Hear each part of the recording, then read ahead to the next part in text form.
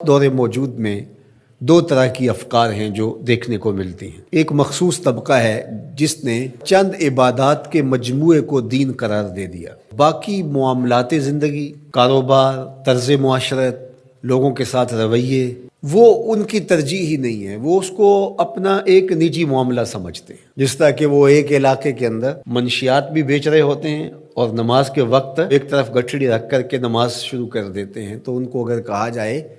کہ صاحب یہ کیا، تو وہ کہتے ہیں کہ یہ ہمارا دین اور یہ ہمارا کاروبار ہے۔ تو انہوں نے دین کو الگ کر دیا اور کاروبار کو الگ کر دیا۔ تو ایک طبقہ وہ ہے، ایک فکر وہ ہے کہ جو مخصوص طرز زندگی کو، مخصوص وضع کو اور چند رسومات کو دین قرار دیتے ہیں، اور رد عمل کے طور پہ جہالت کی وجہ سے ایک دوسرا طبقہ پیدا ہوا جو مخلوق خدا کے لیے خیر خواہی کے جذبات، ان کو فروغ دینے کی کدو کاوش کو دین قرار دیتا ہے، اور اس دین کا نام انہوں نے انسانیت رکھا ہے، حتیٰ کہ وہ دین کے بنیادی ارکان کا نہ صرف مذاق اڑاتا ہے بلکہ اس کو بھی تبدیل کرنے کی آرزو رکھتا ہے۔ آئے دن آپ ایسے لوگوں کی طرف سے جو آرٹیکلز چھپتے ہیں، مضامین چھپتے ہیں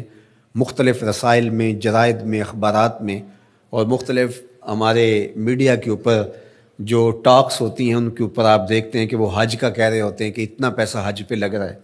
تو یہ پیسہ اگر غریبوں میں بانٹ دیا جائے تو کتنا بھلا ہو جائے غریبوں کا۔ اس طرح جو قربانی پہ اتنا پیسہ لگتا ہے، تو یہ قربانی کے پیسے اگر غریبوں میں بانٹ دیے جائے تو کتنوں کے گھر بس جائیں گے، کتنی غریب بچیاں جو ہیں ان کی شادیاں ہو جائیں گی۔ اس طرح نماز کے بارے میں وہ کہتے ہیں کہ نماز میں جتنا وقت لگتا ہے یہ ایک مشق ہے، تو یہی وقت انسانی خدمت کے لیے صرف کیا جائے تو یہ کتنا اچھا ہو۔ تو حتیٰ کہ وہ ایک نیا انسانیت کے نام سے دین لے آئے، اور اس میں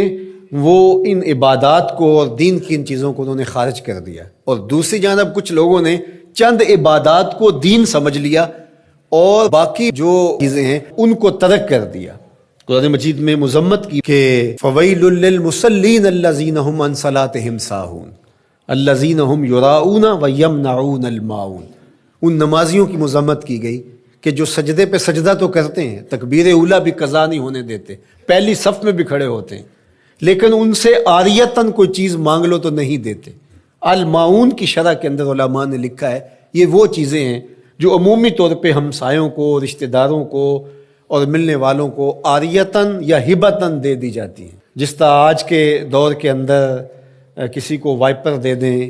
پانی والا پائپ دے دیں، اسی طرح اور جو چھوٹی چھوٹی چیزیں عمومی طور پہ ہم عاریتاً کسی کو فراہم کر دیتے ہیں، اور یہ ایک اچھے انسانی معاشرے کا حسن ہوتا ہے۔ لیکن ان لوگوں کی مذمت کرتے ہوئے کہا گیا کہ ان کا رویہ دیکھیے، ان کا طرز زندگی دیکھیے کہ یہ جو عاریتاً چیزیں عمومی طور پہ لوگوں کو ہم دے دیتے ہیں جس سے کوئی فرق بھی نہیں پڑتا، لیکن یہ اس قدر بخیل الفطرت لوگ ہیں کہ اگر کوئی ان سے نمک مانگنے جائے، کوئی برف مانگنے جائے، کوئی ان سے پائپ مانگنے جائے، وائپر طلب کرنے جائے تو یہ نہیں دیں گے، اور دوسری جانب ان کا رویہ یہ بتایا کہ وہ تکبیر اولیٰ قضا نہیں ہونے دیں گے، وہ نماز کی پہلی صف میں آپ کو کھڑے نظر آئیں گے۔ تو اس لیے کہا کہ ان کے لیے خرابی ہے جو اپنی نمازوں کے فلسفے سے ہی آگاہ نہیں ہے۔ تو یہ ہے دوسرا رویہ۔ تو ایک وہ رویہ کہ انسانیت کو ایک مذہب قرار دے کر کے فرائض اور واجبات کی نفی کی جائے، حج کا مذاق اڑایا جائے، زکوٰۃ کا مذاق اڑایا جائے، نمازوں کو وقت کا ضیاع قرار دیا جائے، اس طرح قربانی کو ایک اسراف کے نام سے یاد کیا جائے۔ تو جو معتدل رویہ ہے اس کو اس آیت کریمہ میں بڑی خوبصورتی کے ساتھ یہ ساری چیزیں آیت بر کے اندر پرو دی گئی اور بتا دی گئی کہ یہ ایک مکمل نصاب زندگی ہے، یہ ایک فل پیکج ہے جو اسلام نے ہمیں دیا، جو عبادات کے اندر، اعتقادات کے اندر، رویوں کے اندر، طرز زندگی کے اندر، انداز معاشرت کے اندر، سب میں کمال مرتبے پہ فائز المرام ہے، یہ سچے لوگ ہیں۔ اور فرمایا وَأُولَٰئِکَ هُمُ الْمُتَّقُونَ، اور تقوی کے نور سے مالا مال بھی یہی لوگ ہیں جن کے اعتقادات بھی خوبصورت، جن کے اعمال بھی خوبصورت، جن کے رویے بھی خوبصورت، اور جن کا طرز زندگی بھی خوبصورت۔